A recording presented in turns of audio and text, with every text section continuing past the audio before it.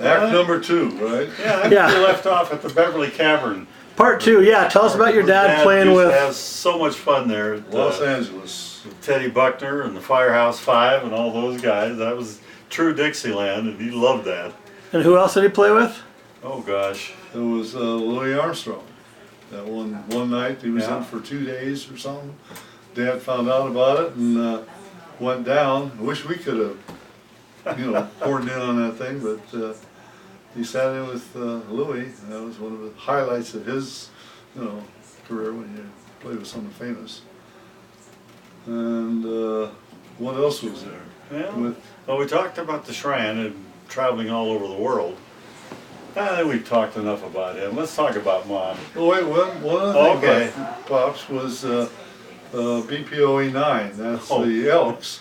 He'd always been in the parade. This is Rose Parade. You did that for how many years? Boy, he's forever. Top hat and all. A top hatter. Yeah. And it was a musicians local 47 out of LA that they performed every year at the Rose Parade.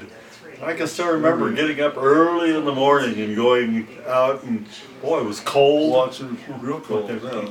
But he would march for whatever, 3 mile, whatever the parade route 3 was. mile up and down Colorado Boulevard, yeah. Did that for many years. So didn't hurt his ticker at all. It seemed like he kept up the walking. And boy, let's see, what else did Dad do? Everything evolved around his horn. Yeah. I mean, it really did.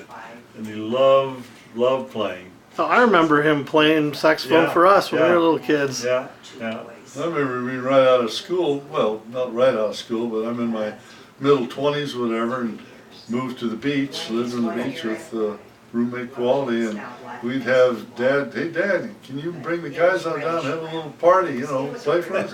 Oh yeah, it'd be great. So he could come down, they'd bring the wives with them, and to us, they're the old fogies, they're what, 20, 25 years older than us, and we'd end up with all the people coming down, we'd have 100 people in a little stinky place, but we loved playing, being right by the beach. Did that for quite a few years, off and on. That was a good fun time. And a couple of them were after football games too, which are fun, SC football games. And even after all this time, after being born in Minnesota, I still have my cough. Cough hasn't left us. Anyway, well, Mom was the organizer. She was in charge of everything. People said, if you're having trouble finding someone to do it, call Gladys. This is from kindergarten on. Oh, yeah, I mean, she was a PTA president of both our grade school, our junior high, our high school. High school. And I think she was junior high and high school at the same time. Yeah, I think that was true. It would only take her a couple of months of joining the group, and then she would be leading it. She'd lead everything. That was her. But she was also the area chairman of the March of Dimes in Los Angeles back in the 1950s. Oh, and when Mom and Dad were also the people go, what? The air raid. Oh yeah. The air raid. For the sirens, because of World War II and everything, and they're worried about that, and so they were the block chairman of the air raid committee.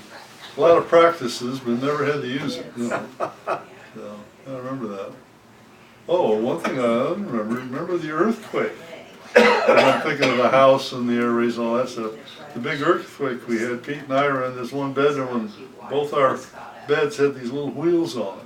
Remember that? So we go, what's that? Now you moving the bed again? Yeah, and we shook us all the way across the floor. We ended up against the other wall. This would have been in the late 40s. How old were we? It's one of those things when you're going across, it sticks in your brain. You're not sure of the year, but that was another trauma time. And folks, of course, come in. It's okay. It's okay. It was kind of a nice ride. Hey, that's good. That's better than Disneyland. Yeah, no e-ticket for that. Anyway, Mom, what else about her? She, just a woman full of energy, you know. Well, she just did it well. They were very active at church. Church Dad was was a a part. deacon. He was the treasurer of the church, handled all the And which money which and which everything. church? The And Our Our Savior's Savior's Lutheran. Lutheran. that's right. And in 1950, they were building the Harbor Freeway, the 110 freeway in Los Angeles. Major And freeway a now. major freeway right in downtown Los Angeles. And it took the church, Our Savior's Lutheran, Right through. and they tore it down to make way for the freeway. So for 2.5 years, we were at 2.5 the years. Ambassador Hotel. That's an hotel. It Yeah. was their theater there on Sundays. And Al and I, we got to learn all about the Ambassador Hotel and all the passageways and everything. We were young kids, so we could go around. We went to Yeah. the kitchen and we'd find out where all the stars stayed while they were getting ready to. And the Coconut Grove, we'd go through Coconut there Grove. and see that when it was empty. We knew how to get in That was there. pretty cool. We knew how to get in there free if there was anything going Yeah. on, but we couldn't get there. You know, no car No car. wouldn't do us any good. That was fun. The Ambassador Hotel. But then Mom was the wedding consultant at the church. And she handled weddings for everybody. And pretty soon she gained such a reputation that they'd say, no, we want Gladys to arrange the wedding. And so she knew all of the, the caterers, all the photographers, and who would make the cakes. And She, of course, started all this before we're married, you know. She Yeah. kind of thinks ahead. Hey, I think these guys might be getting serious in a year or two. I better get so I can be involved, you know. that Which would have was been true. That would have been about 1954, I think, when she started doing that. Yeah. And so she built up quite a clientele, and Our Savior's was a very preferred Mecca for- church to get married in because it would hold a lot of people. And so A we big had church. people from all over that weren't necessarily members of the church, but that's where they wanted their wedding. And mom would handle the whole shot. And I still remember the little blue suitcase. Oh, yeah. Blue. It was a suitcase. little suitcase about yay big. She could go anywhere, but she had to have that blue case. That was the total men kit for fixing anything. Yeah, it was And, everything from hems to hair to She, deodorant, you name it was in there. Fix anything with that little blue bag she had. but then Al and I, we became the acolytes. We'd light all the candles for the weddings, and then we'd do the Wash dishes, all the dishes, wash yeah, all we the remember dishes, dishes. and that's where we learned to keep our wives happy and do all the dishes after we got married. Yeah. We both still do that. We to- still do that yeah. now. What were we We thinking? we gotta change that one. Well, Go back to that's why cooking they always some. have a smile on their face after a party. No, we're there to help. Anyway, so Mom did that for a long time, even Even after, been married quite a while. even in 1958, Mom and Dad got hit. Rear-ended. Mom got a true whiplash. She was in a neck brace and everything for a couple of years. Yeah, it was a couple of years. It affected her too, because she was, Yeah, I mean, didn't want to move. Slept in a different soft collar, but still, had an injury to the spinal cord, and to do therapy at home, and you always hear the stories about, yeah, sure you had a whiplash. Well, she really had one. She was turned sideways when they were hit, and it did something that did it. It wasn't this way. It was more of a side action. It really tweaked her good, but she still continued on with her wedding consulting and PTA president, and I mean everything else. She just kept on doing it. The only good news about it is we could drive the car more. That's true. She, Well, but we had to chauffeur her. Yeah, we had to show her. I can't drive. Drive. You guys take me somewhere? Okay, well, we both had that's right, I had a License. license. And then, And what kind of car did you drive? we drove, let's Buick? see, in Which '54 was we first drove one? a Buick. A 54 hopped up Buick. 54 Buick we got from, it was Mom and I went and flew to Michigan, picked up the car at the, and visited everybody on the way home, you know. And Pete was bummed out, he couldn't drive yet or something. I couldn't drive, that was 1954. Yeah, and drove that back here, and that was their, they had that car for quite a while. That's the same one that Dad rolled her neck up in. Well, she was helping him park. Dad didn't know how to park. So Mom's in the passenger seat, Dad's driving. and she's looking at the curb, and he decided, well, I'm parked, so he rolls the window up on her side. Stumbles She couldn't yell because her head was out the window. Yeah. I don't know if he got out of the car, walked around and said, what are you doing there? They tell that story for years. But they were on the way to play bridge. They were very, very good bridge players. Master And they points. played, they had master points and everything, and they played for the LA Athletic Club. They'd have bridge tournaments there. And it finally got to the point where Dad would get so upset because he was such an avid player that he'd get mad at Mommy. He'd go home and toss and turn all night long, and finally Mom says, hey, We gotta stop playing this this. is not worth it. So they stopped playing bridge. And he knew every card in the deck, you know. You Oh, played yeah, the wrong one. She has that, and he has that, and you played this I mean, one. he knew what everybody had. Oh, yeah. Why'd you play that, honey? That's what I played. We did that for quite a few years though, until, like you said, they weren't having fun, you know. Then their two boys got married, Yeah, and he beat me to it though. I think those were the last weddings she did, wasn't it? Could have been. Probably. And she slowed down after We that. got married, 2 years apart, and she still did them, but all her, practicing was for our weddings, knowing her. Now, Yeah. thinking back, boy, we had free food, we had free flowers, we had free chauffeurs, we had free photography, Cake. everything. It was like a free wedding. We had close to 600. You had similar. Yeah, we had A lot of people. I mean, they invited people we didn't even know. Yeah. They came because it was Gladys. The only good news is back then you didn't have the big sit-down dinners like we do today. It was Regularly hors d'oeuvres and cake drinks and cakes yeah. and all that stuff. So you're both married in the Our Savior's Lutheran Yep. Church, the new one they built. Yep. And where's that? That's 6th and near Western, I guess you call it, Wilshire, and 6th and Bronson. Bronson was the actual street. Yeah. But it's still there.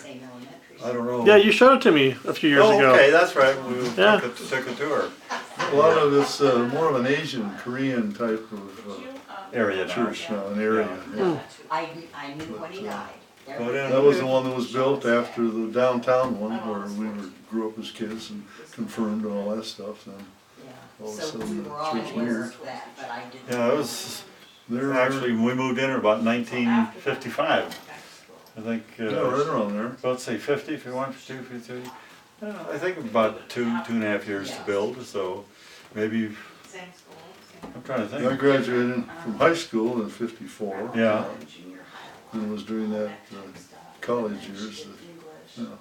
And growing up in Los Angeles, you liked it?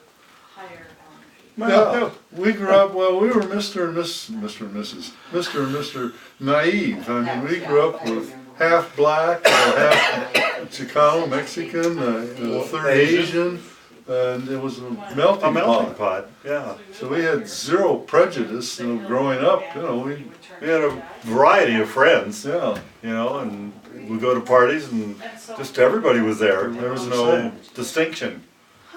Then all of a sudden, times changed when the rioting and all that stuff. That's when See, that's right. it changed, kind of. Things like that didn't happen. So. I mean, they Now you gotta watch what you say, everything's politically correct, Back then we used to call it woofing. Oh, yeah. Right, yo mama wears brogans, or all that kind of stuff. Anybody, it would be fair game. No, they can't say those things, they get after Can't say anything. Yeah. So, And then there's a little store across the street. oh yeah, There's what? 2142 Portland Street. 2142. And on the other side of the street, we had a little cleaners. Did we ever use that cleaners? I don't know if we did. I don't think Mom and Dad Mom liked the always cleaners did their there. own stuff, And then next door to that was the little Lee's Market. Yeah, Do you name all the people that worked there? sure. Hey, did you want to know our phone numbers when we were living at Yeah. Sure. Street? Two. Well, it started out as Prospect 93571. Yeah. And then they went to Prospect, 93571. yeah, and then it was 5 digits. And then they went to all digits. What was it, 749, 3571 or something like that? I'm going, what? But we Yeah, never that had, sounds right. yeah. And then we had Prospect 1408 too, And we had a That was the Plymouth number. upstairs phone. Where was that? Someone else's. for all the tenants. And that was a party line, that was funny. You pick up the phone, you go, someone's on there, wonder what they're talking about. The old party line days. But, That was trying to think.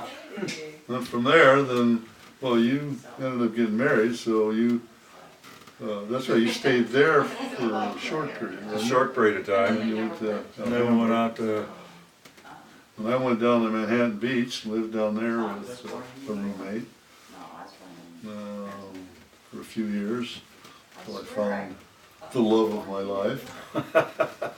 So I got married in '64. So you beat me by You 2 remember the years date? roughly. Yeah, I even remember the date. They were both June weddings, June brides. Mine was the 14th. So then I became an inlander. No more beach living. no more beach. Volleyball and all that stuff. And first house was in Pasadena. Your first, I guess, was Alhambra? Was the First house, Alhambra. In Pasadena, we moved to, well, we were in Pasadena twice. First house was on Linda Vista, right by the Rose Bowl. So I was Mr. Popular during Rose Bowl games. Everybody, oh, Al, old buddy, Hey, drive we in your park in the driveway. driveway. Yeah. So that was for a couple of years, then we moved to another street in Pasadena, a little bigger, better house. Then we moved to Orange County. And then, well, we moved because you moved before we did. You went to Newport Beach. Yeah, we went in 71. In '71. We went in '74, I think it was. Yeah, '73, '74. Well, our parents, or not parents, but Mom had moved down to Leisure World. What year did she move though? That would have been 77? 77, 78, someone there. Okay, I was gonna say '76. Yeah, Dad passed away in '76 or so. Yeah, 5. Somewhere's around there, 5 or 6. So the mom, all of a sudden, she's the only one up there. We're, the other places. So then she moved down to Leisure World. And then Pete moved down, and pretty soon it was just, we're the only ones up there except for Judy's folks. And then they moved to Leisure World. So we said, hey, families down there, well, that's where we moved down there. And then Mom comes up with the bright idea. She says, well, I better move down there too. You guys gonna help me move? Oh no, bad decision. It was like moving, 20 houses, Talking about, There's about a 4,500 square foot house, including the attic and basement. she had more stuff than Steve Vistaunet. I mean, that's how much stuff she had. Yeah, oh man. Yeah, that was a big house on Portland Street. Well, it was a big house. 4,200, 4,400. She had every room filled. I mean, Al and I, we built a boathouse to keep our boat. She took over that. Took over that. Poor thing was even on dirt, She still took it over. Yeah, our boathouse was on, it was on It dirt, was on dirt, yeah. but it was an enclosure. Closed it, put a roof on it, just some scraps you can find. So it was a Tijuana type of garage, You go,